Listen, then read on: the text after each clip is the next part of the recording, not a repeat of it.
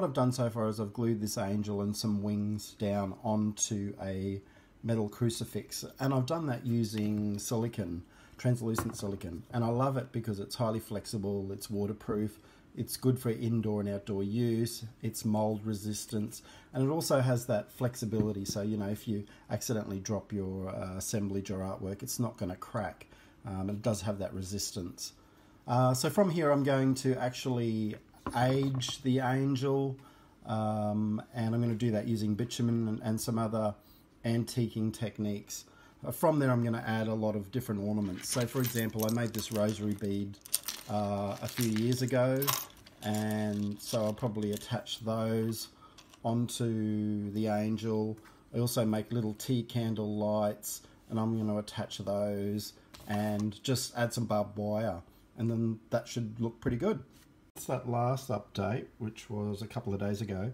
I have aged the angel and I've put bitumen on her and then wiped it off and let it dry a bit. I painted this green fluorescent pearlescent green dot using this stuff, liquid acrylic, and then I'm going to eventually glue this little rosary bead over the rosary chain over the top, like so. Probably similar to this style in a lot of ways, so I'm sort of replicating that, so there's some consistency with all of these pieces. And I've put the barbed wire on, and I put some gold typed wire around it, and I'm probably going to bend this down, and so that's where I'm up to with this piece. So far so good. I was working on this a little bit. What I did was I added this metal piece that you can see that sort of wraps around it. I've glued it in place, so I'm about to cover it over so you can't see the glue on the sides. But I do kind of like how that sort of blends in with that piece. So that's that piece, and this little piece which kind of sat in the middle of this box shrine, like so.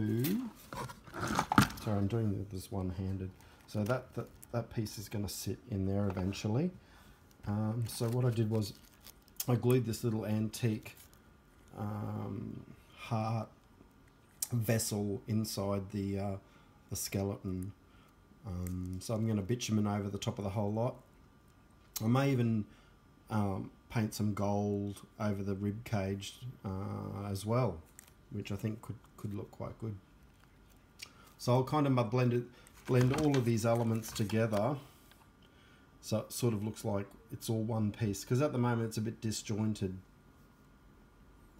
But that's where I'm up to with the assemblages. Hey, Bruce, hey! So I thought I'd just do a quick hello video so that you can see my face, because I know you've all missed it so much.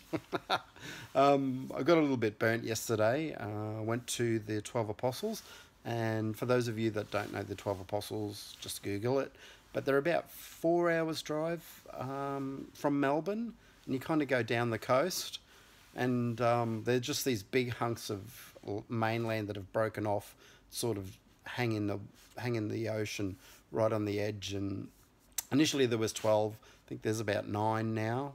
So they're slowly all just falling into the sea. But like I said, it was overcast, but amazing regardless. And I took loads of really awesome photos. So it's definitely, if you're coming to Australia, or if you haven't seen them, definitely worth the trek.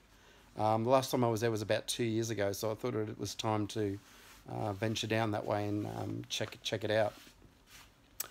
But I'm really enjoying working on assemblage at the moment. I went through a stage where I wasn't, maybe a couple of years. I'd drag them out and have a look at them and then just think, oh, I don't know what to do, or I didn't know what direction I wanted to go in. And I got really disheartened there for a while, because I thought I'm never going to get these finished. But all of a sudden, I don't know what triggered it.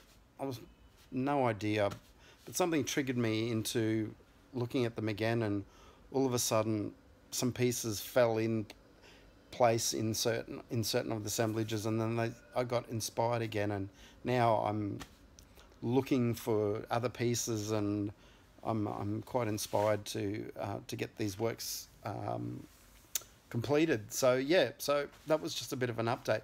But you know what? I appreciate your feedback. I love your comments, and that's a good thing about having a YouTube presence and a community around my YouTube channel where you guys can share your thoughts, whether I agree with them or whether others agree with them. You know, that's the great thing about YouTube. We're all different. We all look at art in a different way, and we come at it from different angles. And how I approach my assemblage is different to how somebody else may approach it. But we all pick up ideas from each other, and I think that's the great thing. And I think lots of friendly banter is always good, and artists do it. You know, we're so passionate about art, and we're so passionate about what we do that, of course, we're not always going to agree with each other. But at the end of the day, we've got that commonality, and so yeah. So please keep the comments coming. I appreciate your thoughts, whether they don't agree, whether you agree with what I'm doing or you don't. I appreciate what you have to say. So anyway, I'm going to talk a bit about my paintings in coming videos, and I'm going to be labeling my videos the very start. You'll see it'll say Assemblage Studio Talk or whatever, or it'll say Painting Studio Talk. So you can kind of work out straight away whether, if you follow me because you like my assemblage or you like my paintings, then you can decide to watch the videos or not. Up to you. But thanks a lot. I appreciate you being here for me, and I'll talk to you soon. Later.